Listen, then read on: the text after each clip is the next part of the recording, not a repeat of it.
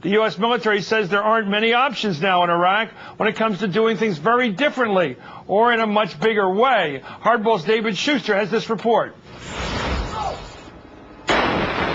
Nearly 4 years into the war in Iraq, and with 140,000 U.S. troops still there, military analysts say that adding more troops now would be almost impossible because the Army and the National Guard in particular have already reached the breaking point. We got sailors and airmen filling ground combat roles all over Afghanistan and Iraq. We simply, the Congress, Article 1 of the Constitution, has to fix the resource shortfall before they willy-nilly talk about extending the tours of the combat forces now in country. The problem, according to McCaffrey, is that the U.S. military is trying to sustain an effort that has not been backed up in terms of equipment or troops.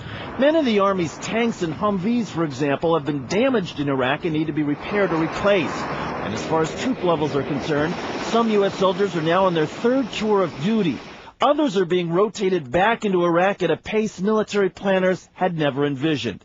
Experts say it is putting a strain on recruitment and effectiveness and is limiting U.S. military readiness for any potential crisis like North Korea.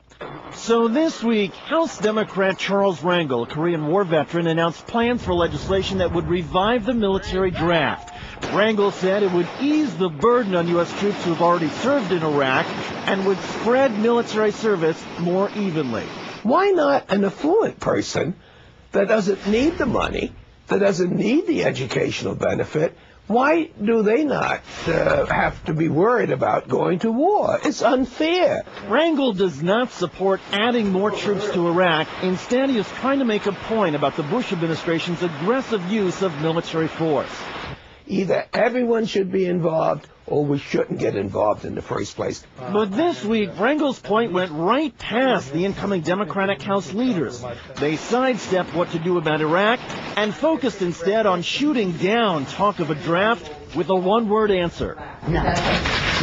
Every key Democrat who has weighed in is opposed to a draft, and most military experts say volunteer troops in the U.S. will always be stronger. The people who are in the force want to be in the force.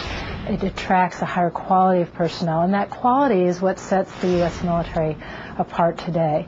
But Rangel's effort to focus on the strain the U.S. military faces in Iraq is getting picked up by a few Republicans. They also don't support the draft, but say it is time for the Bush administration and Congress to recognize the problems. Even General John Abizaid, the top U.S. commander in Iraq, testified last week the U.S. military is now stretched so thin that an increase of 20,000 troops, like what Republican John McCain is advocating, wouldn't last more than a few weeks. The ability to sustain that commitment is simply not something that we have right now with the size of the Army and the Marine Corps.